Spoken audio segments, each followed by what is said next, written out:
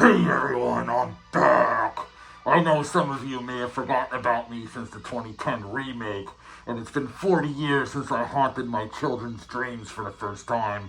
But I just wanted to say, I'll see you in your dreams, and happy Halloween, bitches!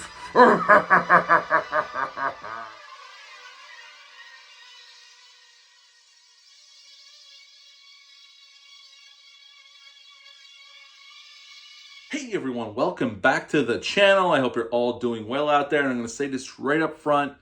Happy Halloween out there from my family to you guys out there.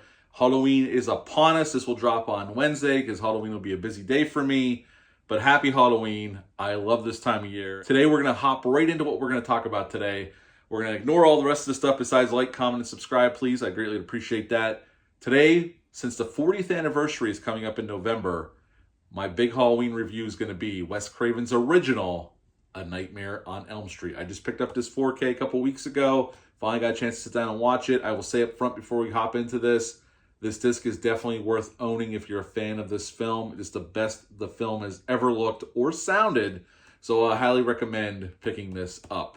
Now, the original Nightmare on Elm Street came out November 16th of 1984. It's rated R, although I watched the unrated cut, and we will talk about that as we go through this review. It's an hour and 31 minutes long. Had a budget of $1.8 million, and upon release, it made $25.6. So this was a huge hit, return on investment for New Line Cinema. Now, New Line Cinema, before this, in the 70s through the early 80s, was mostly just a distribution company. They would pick up films, small films, and release them regionally mostly, and that's how they made their money. That's how Bob Shaye made his money, because this is Bob Shaye's company. New Line Cinema was all Bob Shaye, pretty much. He had a small staff, and Bob Shaye ran it. It wasn't until 1982 where they released their first film that they actually produced themselves, and that film was Alone in the Dark, actually directed by somebody who had worked with them for a while, Jack Shoulder, who would go on to direct Nightmare on Elm Street Part 2. And if you've never seen Alone in the Dark, I highly recommend it. It has a great cast. It has Dwight Schultz from A-Team fame, Martin Landau's in it, Jack Palance is in it, Donald Pleasance is in it. It's a cool little slasher film. You should check it out if you've never seen it. I highly recommend it.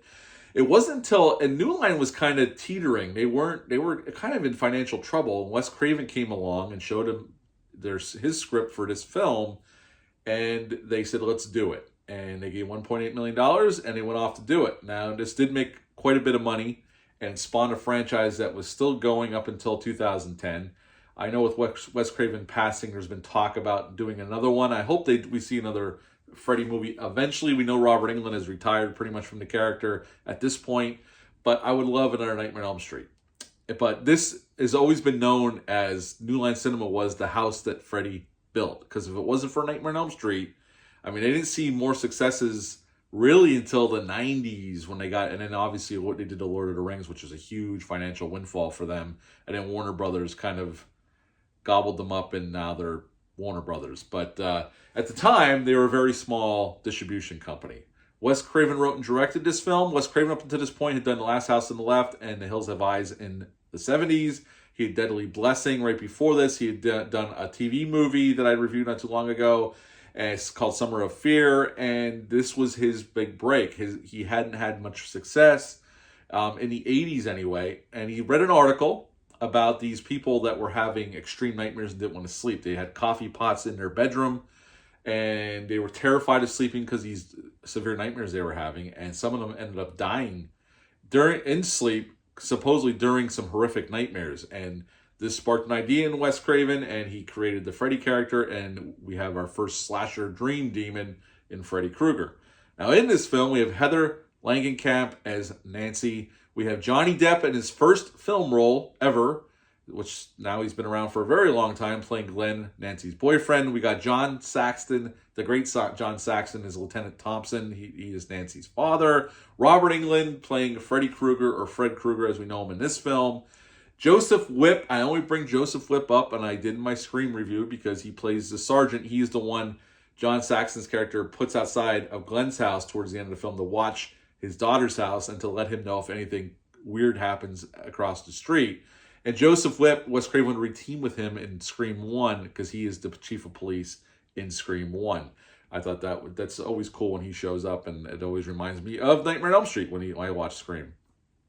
Anyway, right at the beginning of the film, we're introduced to Nancy and her friends, and they're all having. I'm assuming a lot of you have seen this, so I'm just gonna kind of give a basic synopsis, and then we're gonna go right into what I like about this film. Nancy and her friends are all having the same dream about the same guy, and they start.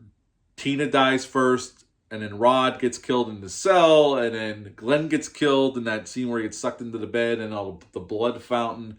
And then Nancy knows that Freddy's coming for her, and she figures out that if she brings Freddy into the real world, she could actually hurt Freddy, and she does that. And when she sets him on fire, he takes her mom, but then her mom shows up at the end, and we get that last stinger where her and her friends are alive. She's getting picked up by Glenn to go to school. We get the roof of the car slam shut, and it's painted like Freddy's sweater, and her mom gets sucked in through the door, and that's the end of A Nightmare on Elm Street. Although next year we would have Nightmare on Elm Street Part 2, Freddy's Revenge, which really isn't not much to do with this film at all, besides it takes place at Nancy's old house. But that's a different review for a different time. I've already reviewed all the Nightmare on Elm Streets. This is kind of a re-review in celebration of the 40th anniversary for this bad boy. So what to like about the original Nightmare on Elm Street? Well, besides the very inventive premise here, we get another horror villain, an iconic horror villain, especially at this point.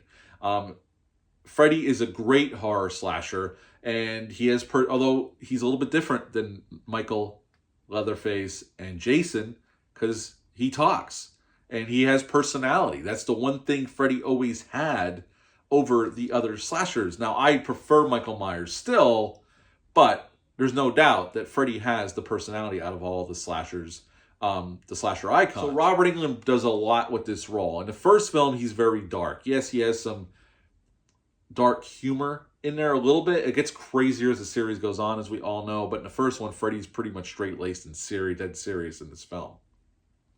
And Robert Englund's great here. Heather Langenkamp gives a great performance. She's a great final girl, and I was glad when Wes Craven brought her back for, well, she came back for part 3, but then when Wes Craven came back to the franchise, she came back for A New Nightmare. Johnny Depp's good here in his first film role, and obviously he would go on to bigger things later on. Work with Tim Burton a bunch. I've always liked Johnny Depp as an actor, and he's good here in his first film role. John Saxon's the man, the myth, the legend. He's great here as her dad. Some of the acting's, especially from the Rod character, is a little, but, for a low-budget film, they did a lot with very little. From the effects work, which even in 4K, a lot of the effects still look really, really great for the most part. And that's always impressive, because 4K can show a lot of the cracks in the armor of some effects, especially from back in the 80s. But in this one, a lot of the effects still hold up, I'm glad to say. The scares work. I mean, when I saw this as a kid, this freaked me the hell out. A guy that can get to you in your dreams, which is something that really was a pretty novel premise when Wes Craven came up with this and made this film. I think the film's well directed. It's well lit, especially considering the amount of money they spent on this film. I mean, they didn't have a whole lot of money, considering they were being very, very ambitious with the effects and just the production in general. Any negatives? I don't have a whole lot. This is truly a classic horror film. This is one of the movies that Wes Craven is most known for. I mean, this is what brought Wes Craven and made him a master of horror. Sure, he had done horror in the 70s and even before this, but this is the movie that really shot him into the stratosphere in terms of horror master. And it put him in the leagues with John Carpenter and whatnot. And then he would come on back in the 90s and hit us with Scream, although he had some gems in between. But Scream was his next big film, although I think New Nightmare is fantastic in terms of him as my second favorite Nightmare on Elm Street entry. But Scream was what really gave him iconic status once again in the 90s. So Wes Craven did a lot for horror over the years. He's not my favorite horror director, but he's one of my favorite horror directors. So yeah, Wes Craven knocked it out of the park with this one. And obviously they were limited by their budget, but they did a lot with very little. It actually took 3 hours to put Robert Englund into Freddy Krueger makeup. In the original script, Freddy Krueger was a child molester in the original script. They decided to change that and soften it just to a child murderer, which is just as bad. But But in the 2010 remake, they bring the molestation part back into it. If you've ever seen that one, like they definitely go all in on that. And really, just being a child murderer is enough. Being a child molester didn't really need to be here. And in this film proves it. You don't need it. You already despise this guy. Even though the parents got the revenge, but now Freddy's taking his revenge on the children. It took 32 days to film this movie. And Sean Cunningham, who was friends with Wes Craven, he had helped produce The Last House on the Left. And Wes Craven had even shot some second unit for Sean on Friday the 13th. Sean came in and shot some secondary unit stuff for Wes on this film to help out because of the budget restraints and trying to get the movie in the can as quickly as they possibly could. So that was pretty cool. He even come back and paid it forward and helped Wes out on this film. At the end of the day, this is an absolute classic. This isn't my favorite franchise, but there's no doubt this original. And there's some movies during the franchise I do like. I think Part 3 is really good. 2's okay. 4 is inventive. I think the movie's okay. When I was a kid, I didn't like it, and I have friends that love that movie, but it's just okay. But, the original is the best one, in my opinion. And I would give the original, A Nightmare on Elm Street, a 9.5 out of 10. 9.5 out of 10 for A Nightmare on Elm Street. What are your thoughts on this one? Leave a comment down below. Let me know. Also, let me know when you first saw this one. Did this freak you out? Did it scare you? I know it scared me when I saw it as a kid. I think I saw this when I was 7 or 8 years old, and it freaked me out. So yeah, let me know down below. I greatly would appreciate it. Again, I wish everybody out there a very happy Halloween. Enjoy yourself. Have a great day. Before you leave, do me a favor. Hit the thumbs up, hit the subscribe button, and share this video. I greatly would appreciate that. That's it for Halloween season for me. I'll be back next week with another review. But until next time, bye.